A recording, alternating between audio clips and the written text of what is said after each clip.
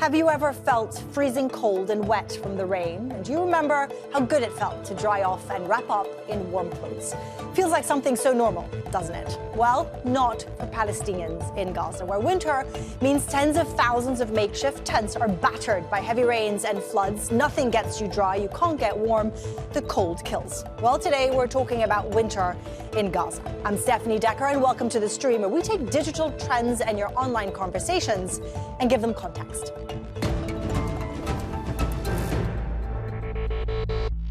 Do you know what winter means in Gaza?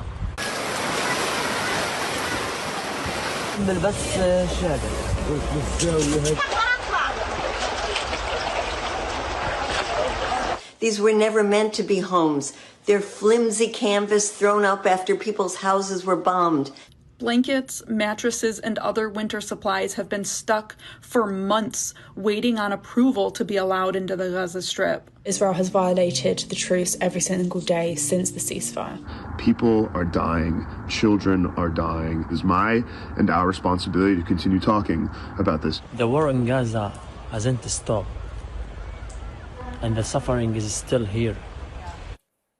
The war in Gaza hasn't stopped, and neither has the suffering. Well, that's a sentiment we've seen again and again across social media as people try to keep Gaza from slipping off the radar as it's making less international headlines. Well, I'm joined today by two guests who've both returned recently from Gaza. We've got Dr. Nada Abu Alrub, a general practitioner and humanitarian doctor who is volunteering in Gaza. She left in October. And we have UNICEF spokesperson Tess Ingram, who was also on the ground in Gaza up until mid-December. Tess, let me start with you. You left in December. There is a so-called ceasefire happening right now. Many people abroad probably think life is much better at the moment. How would you describe the situation right now?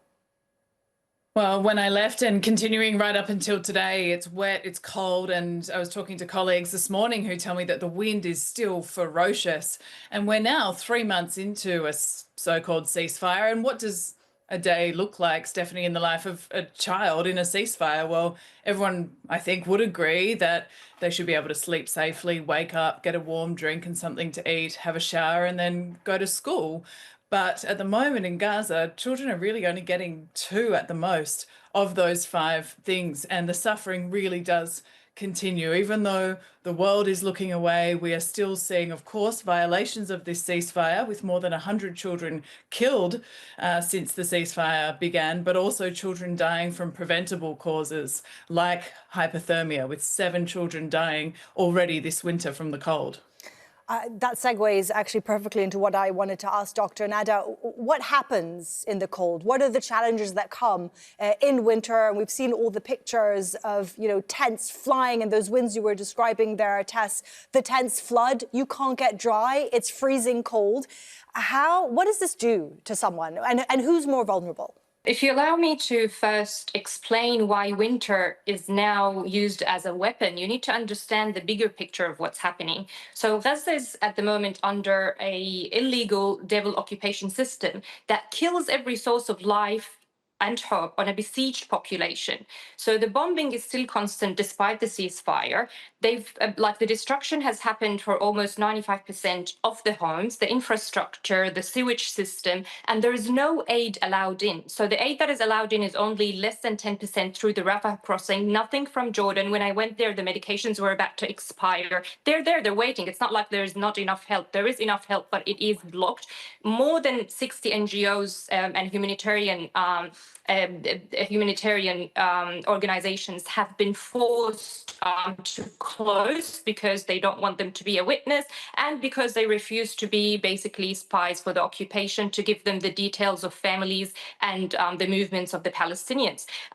So the medication is not allowed, caravans are not allowed in, the building tools and equipments, because it has been estimated that they need around $70 billion to repair all the destruction that is happening. So all of these kind of of things you face, you feel it's another way of suffocating and killing. Us doctors, the last group that I spoke to that went in, after they gave them the approval, they returned them from the border because they had a stethoscope. So they basically, in written and in what they told them, you're not allowed to take any life-saving equipment.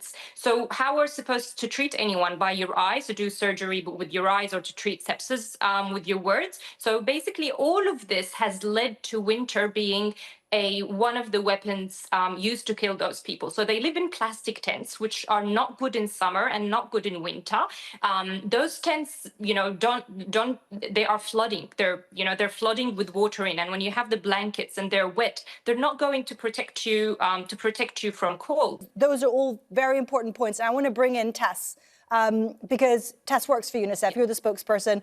Let's break this down, in terms of aid. What is coming in these days? And I want to ask you about those tents. So there was a recent report in the Guardian newspaper where they had researched, and they had one of the findings was that a lot of these tents coming in, particularly sent in by certain countries, simply weren't adequate enough to deal with the winds, to deal with the water. They weren't stitched heavily enough. What have you seen on the ground? What is lacking? What is getting in? What isn't? As Dr. Nada described, there are families living under makeshift shelters because they don't have access to the shelter that they so desperately need. Tents have come in, but not in sufficient quantities for the hundreds of thousands of people who have had their homes destroyed, and more permanent transitional housing like caravans or prefabs are not being allowed into the Gaza Strip at the moment. And so what we see as a result is parents being forced to make an impossible choice. Do they live with their children in a tent where their children are at risk of hypothermia? 7 children, as I said, have died, or from dying from the flooding. I've been in these sites up to my knees in water, and just a few weeks ago, a 7-year-old boy drowned in the flooding in a displacement site. Or the alternative is, do they choose to live in a bombed out building that hasn't yet been able to be repaired because the heavy machinery and the construction materials are restricted? Tess, sorry to jump in. Why isn't the aid going in? Dr. Nada was describing there what she saw in Jordan. Why is this being prevented by Israel to enter the Gaza Strip? So we have seen an improvement in the volumes of aid that have come in. For example, at UNICEF, we've seen 400% increase in how much aid we've been able to collect on the Gaza side of the crossings since the ceasefire. But it's not enough because of the scale of the needs. We need to get far more in, and to do that, we need more crossings to open, and we need better procedures at the crossings so that the aid moves through faster. But we also need to see some items that are being restricted to now be allowed in. So it's not just about volumes of aid, but it's about types of aid. And that's the point here around tents just not being sufficient for the dignity and quality of life for the 3rd winter now in Gaza. Well, we are going to head to Gaza now. We have 17-year-old Ali, a Palestinian who taught himself English in order to tell the world what is happening in his homeland. Now, he takes us inside a displacement camp, showing us what winter looks and feels like when you have no real shelter. The winter has returned to Gaza, and with it the suffering. People here have lost everything that once protected them. No walls, no homes to return to, and to shield them from the cold. All that remains are tents, pieces of fabrics that couldn't withstand the wind, the rain, or the harshness of life. اليوم يا جماعة انتم في المنخفض شايفين ايش اللي قاعد بصير معانا، كل الخيمة وقعت علي انا والاطفال تعوني. يا عم حلونا مشان الله يا ناس، اطفال قاعدة كلها غرقت كل خيمتي، خذ تفضل. هذا كل الريح وقع كل الخيمة. Thousands of displaced families now live in these tents. The winter has become a daily nightmare. The fear that tents may flood, tear apart, or be blown away. احنا مرميين في الشوارع زي الكلاب الله يعزكم. وانتم شايفين الوضع وشايفين الدنيا والناس مريضة والاجواء شتاء. Winter has become a daily test of survival. Children, women, elderly, men all endure the same suffering. But some children couldn't endure it. Children are losing their life due to the extreme cold, the lack of food, medicine, and the absence of warm clothing. The reality in Gaza is too painful to be captured in words and too heavy to be told in a single video. Dr. Nada, what happens to the body when you're extremely cold and you can't get warm? He's talking about children. The elderly and children, from what I understand, are more vulnerable to hypothermia and the effects of the cold. How would you describe it? Correct. So with the when the temperature goes down, the body, especially when there's no other source of heat, starts shivering and using all the energy and burning the sugar and fat and whatever they have to use all these muscles to try to warm you up. But eventually, of course, the body gets tired, and the heart is also a muscle that gets tired, and the blood pressure drops, and then there's the heart stops working as well. So it's kind of like a quiet sort of death that happens. And with the kids, they have smaller bodies, so they lose heat quicker. And with the elderly, they have weaker bodies and other comorbidities, so they also die quicker. And particularly in Gaza, because the tents are flooded, so you can't get the heat in. And if you use the fire, those plastic tents, they burn. So people are kind of between picking to die from freezing or die from burning.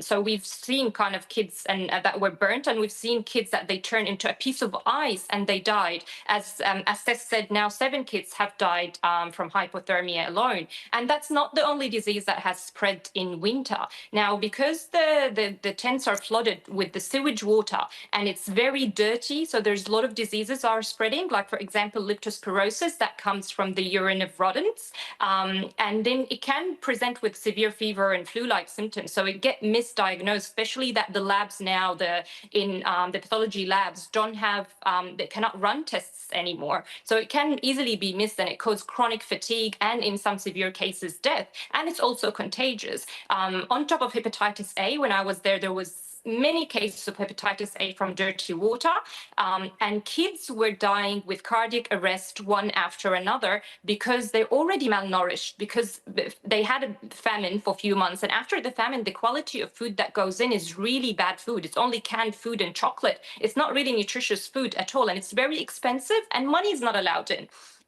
So as I said, it's like suffocating from every direction. So when they have those infections, the medication is not available, and there's no enough beds, and basically they die because of the severe electrolytes imbalance, like potassium goes really low, and that causes arrhythmias in the heart.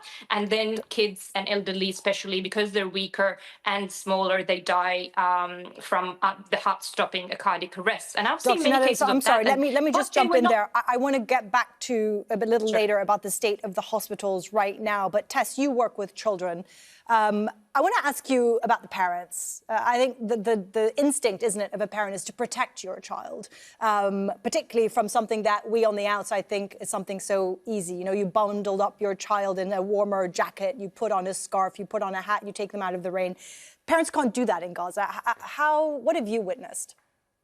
It's something that I heard constantly, actually, Stefanie, that despair of a parent knowing exactly what their child needs, but not being able to meet the needs of the child, and seeing them get sick with disease, as Nada described, or malnutrition or hypothermia. And all of these things should be preventable, particularly now, 3 months into this ceasefire, when aid should be flowing at scale to allow us to address more of these needs. But yet we're still seeing this, and it's every parent's worst nightmare. As one father said, he said, I cannot access firewood, a heater, electricity doesn't exist in Gaza, and I have no walls. How am I meant to keep my baby warm? And I met another mother, Nesreen. I was actually walking through a flooded displacement site when I found her 7 months pregnant, staring at the collapsed remains of her shelter. And she had 5 children and a 6th on the way. Her husband had been killed just a few months earlier in an airstrike, and no options for that evening. How to get the kids dry, how to have somewhere for them to sleep that night. And UNICEF is able to help, thankfully, in some cases. We've provided thousands of tents and hundreds of thousands of set of winter clothes for children, thermal blankets, almost 1 million of those, but it's not enough. And we really need to keep bringing in more because the needs are so great. And that's always the message, isn't it? It's not enough, and yet enough doesn't seem to get in. Well, we have this next video from Gaza, from Zainab Alwan. She's a woman who used to be an English teacher, and she's now coordinating fundraising efforts to get essentials and warm clothing to children. Since enough aid isn't making it into Gaza, as we've been saying, she's working through a small family-based foundation to try to fill the gap as much as possible. كيف الجو بيكون؟ بارد. كيف هذا بدفي؟ حلو عليكي. As you know, our children lack most of things. They lack warm clothing, shelters, blankets, mattresses, and proper shoes. For us in winter, we know that our children could not buy. These things affect greatly on their physical and psychological well-being. Warm clothing may seem as a small thing. We can provide it for our children, but it can make a difference in our children's life. As you know, our children live in tents, live in damaged homes. We provide for them these warm clothing in order to give them a sense of safety, in order to allow them to move, to play, and to learn without being afraid, without having a pain caused by cold and rain. For me as a teacher living in Gaza, living the displacement period and losing my job, my income, gives me a deep understanding of the suffer of people around me, my people. Our children need a lot of things, need to be protected.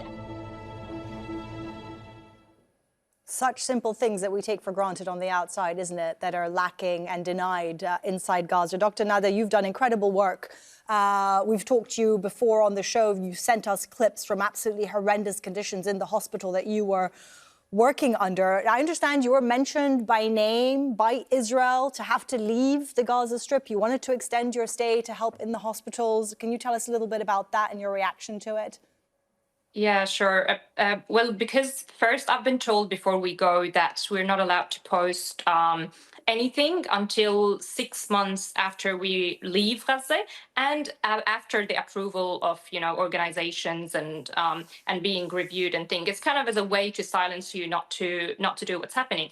And of course, I at the start I followed the rules because my main thing was going there to treat patients and going there as a doctor. So I didn't have in mind to post anything or say anything. But what I found when I went there, that I was especially in the north, people were dying, like the mass casualties were coming in tens and hundreds, and they were even cutting the electricity. And whomever we can even treat, some of them, they die later on with the infection, and the complete family are wiped out. So you think about it, like, what's the amount of help that I'm providing? I'm saving few lives, and God knows what will happen to them later. But the scale of thing is really bad, and people need to hear about it. And they're killing the journalists, the Palestinian journalists, and they're not allowing any foreign journalists to go in. So I felt I'm obliged to speak up. So when I spoke first, and I didn't actually kind of follow up and see what's happening because the internet is so weak and it was cut out.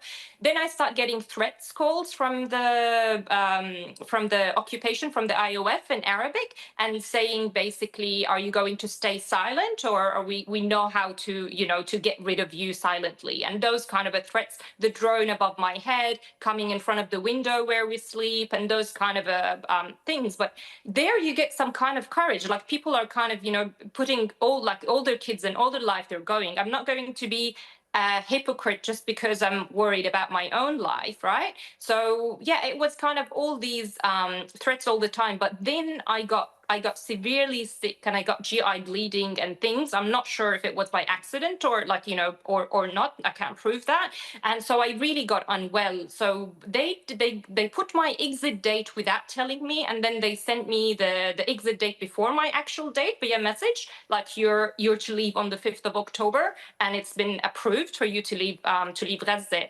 So the organization told me that they said we want Nada out, basically. In your experience as a doctor in conflict zones, how would you quantify what you have seen in Gaza? Is it the worst you've seen? Have you seen worse? My brain cannot until now believe what I saw. Like, it was like a slaughterhouse. It was like a horror movie. Like, literally, kids were arriving with their neck open, with their brain matter all out, they're basically being targeted while they're playing. As I said, the beheaded the pregnant lady, and people coming into pieces. Many arrived in plastic bags with their leg and arms in plastic bags, and the whole family is kind of arriving together, from grandmother to the uncles, aunties, cousins, kids, mother and father. They're all kind of been bombed together. So it's basically like no one can believe that anything could be that cruel and that illegal, and kept on going. Like no matter how they're screaming, they're asking for help. There is no country, Western or Arabic or Islam, whatever. No one is doing anything. So it just shows the world, like what point did we reach, which is very, very sad. And you don't like to believe that this is the world that we're living in. Tess, if I can ask you to step away from your position as a spokesperson of UNICEF and speak to you on a more personal level. You just came out of Gaza. How did you feel about what you've witnessed? We heard from Dr. Nada there undescribable scenes and images of what she's had to, deal with, try to help with. What about you? How would you describe the situation 2 years on? I first went to the Gaza Strip in January 2024. So I've been there many times from almost the very beginning of the horrors of what we've seen in Gaza. And I have similar stories to Dr. Nada and to others around how this conflict has impacted children and their families. And I think that's the important thing here. Dr. Nada describes injuries, but we have to remember that every single one of these people is a child, is a member of a family, and the impacts have lasting ripple effects and repercussions. Mentally, people, right? There's a lot of psychological impact that this is going to have. Of course, yeah. They're going to stay with Palestinian people in Gaza for generations, and people who somehow miraculously managed to survive an airstrike that killed their entire family, they continue now to try and survive these awful winter storms that we're talking about. And as you say, the mental health impacts of what they've experienced. So, even now with the constant violations that we're seeing in the ceasefire, as I said, more than 100 children killed, and the headlines dropping, this is a moment where the world needs to not look away and continue to stand with people in Gaza, because this is not over, and there is a lot more that needs to be done. This is not over. Dr. Nada, what do you think is going to happen if nothing changes? There's a ceasefire, so on the surface, people think, oh, well, that's great news, right? But I mean, people haven't been able to go home. They haven't been able to rebuild. The infrastructure, the social fabric of Gaza has been completely annihilated. They're living in tents. They can't even survive, a storm, rain, high winds. How do you see things moving forward? Right.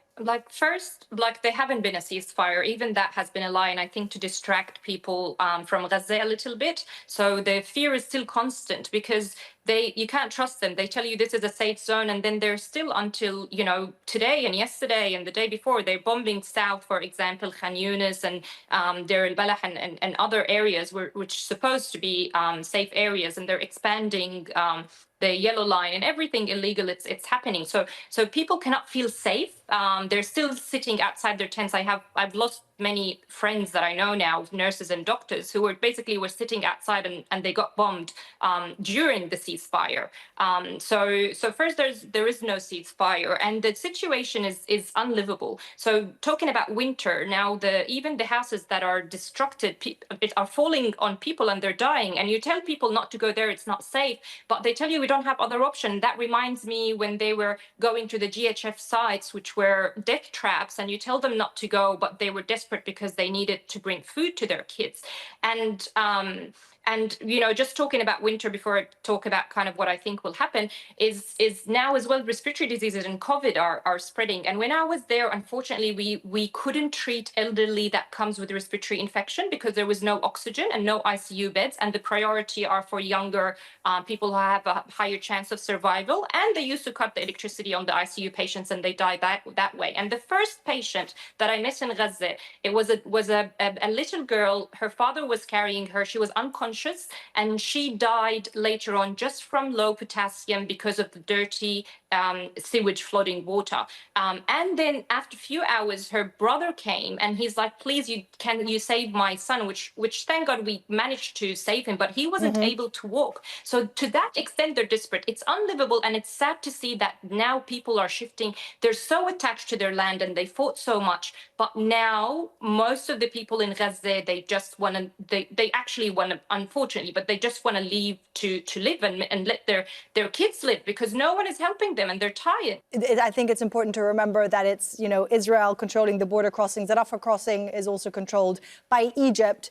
So many calls for things to change, a lot of good work being done by both doctors and NGOs in the United Nations. Ladies, unfortunately, that's all we have time for today. Thank you for coming on and giving us your stories from what remains very much a very, very important and pressing story. And thank you for watching. From me and the entire Stream team, I'll see you soon.